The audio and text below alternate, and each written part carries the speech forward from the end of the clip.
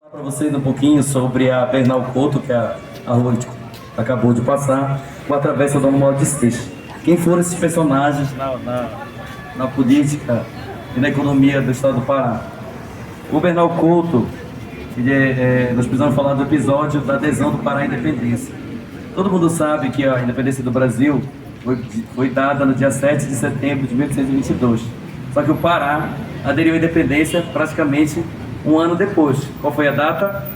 O dia 15 de agosto de 1823, que a gente tem como feriado no estado do Pará. Aquela história lá do general inglês que veio para Belém, ameaçou bombardear a cidade se o Pará não aderisse à independência. Por que essa independência foi dada à tarde? Porque a elite paraense portuguesa ainda era muito forte. Então, por exemplo, a figura do Dom Romualdo de Seixas entra nesse cenário. E o Bernal Couto era assim, uma espécie de adversário da coroa portuguesa, do Império Português, que naquele tempo era comandado pelo Dom Pedro I. E o seu pai lá em Portugal, Dom João VI.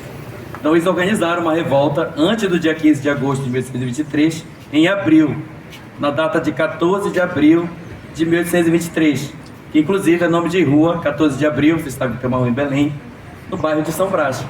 Por isso que o nome daquela rua é 14 de abril. E entre esses revoltosos estava o cadete Bernal Couto, além dele Oliveira Belo, além dele Jerônimo Pimentel, todas as figuras que são nomes de rua no bairro do Marizal. Então destaque-se aí o conceito de toponímia, que é o quê? Que é justamente nomear essas ruas de acordo com essas figuras, principalmente em Belém, no bairro da Cidade Velha e Campina, período colonial, e saindo desses bairros do período imperial. Então a figura do cadete Bernal Couto é importante nesse sentido. Ele queria o quê? Que o Pará rapidamente aderisse à independência. E o governo da época, que era o Dom Romualdo de Seixas, queria justamente o contrário, que esse poder permanecesse sobre a exército de Portugal. Isso um ano após a independência do Brasil. A figura do Dom Romualdo de Seixas é mais emblemática porque o Dom Romualdo de Seixas ele é considerado, no período imperial, a figura mais importante desse período. Por quê? Porque ele foi várias vezes presidente da província do Pará, 1822, 1821, 822 e 1823. Então todo esse processo ele acompanhou ao lado do imperador. E ele era amigo, foi amigo tanto do Dom Pedro I, tanta amizade com ele, que foi ele quem coroou o filho dele, o Dom Pedro II, como imperador do Brasil, quando ele tem que ir para Portugal, lá com a Revolução do Porto.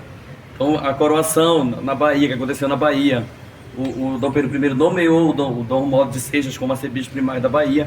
Que é o arcebispo primário? É o cargo mais importante de arcebispo do Brasil, na igreja mais antiga do Brasil, na primeira capital do Brasil.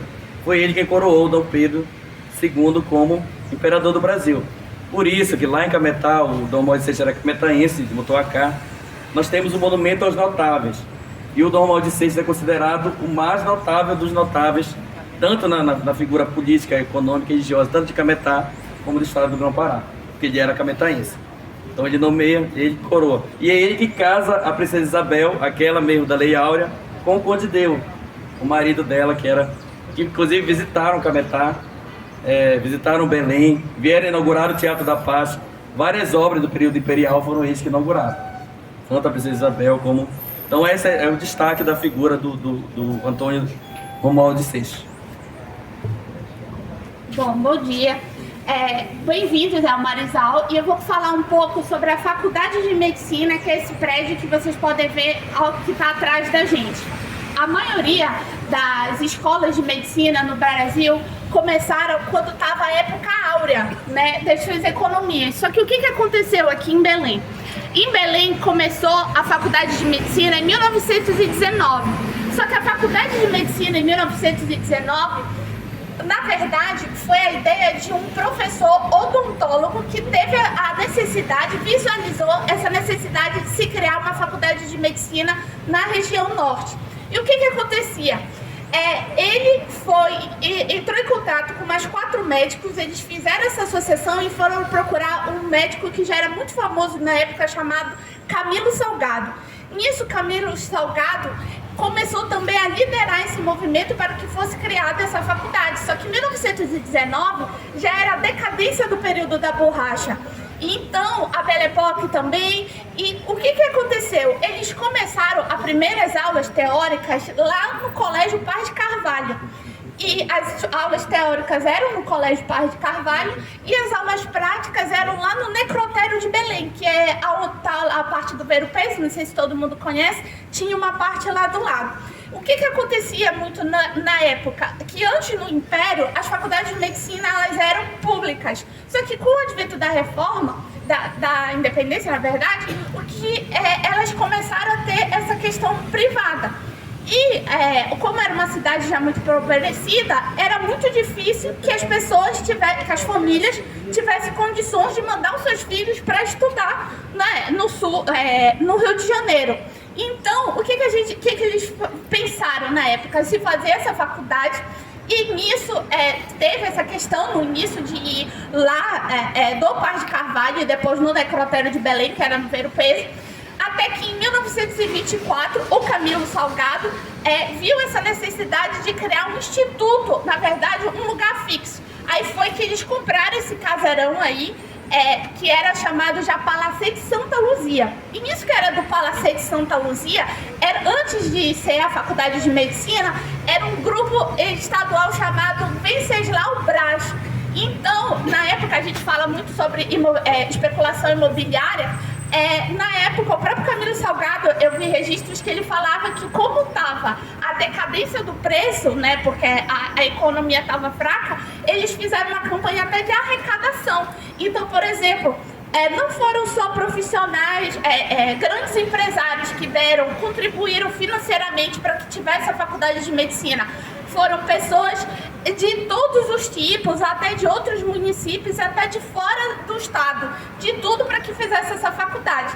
E aí eles construíram esse prédio aí, institucionalizaram a faculdade de medicina aí.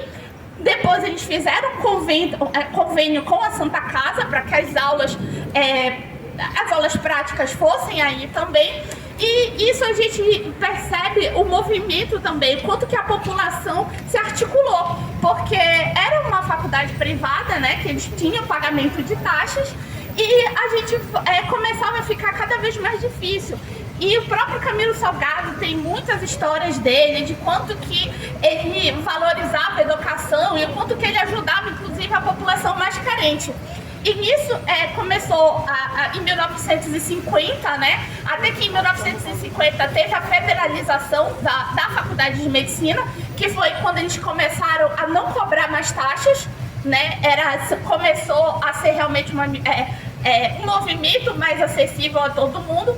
E até que a gente começa no final de 57, quando teve a criação da Universidade Federal do Pará, juntamente quando eles juntaram não só a Faculdade de Medicina que já existia, mas aglomeraram com as outras, a Faculdade de Odontologia, a Faculdade de Engenharia, e foram fazendo essa junção.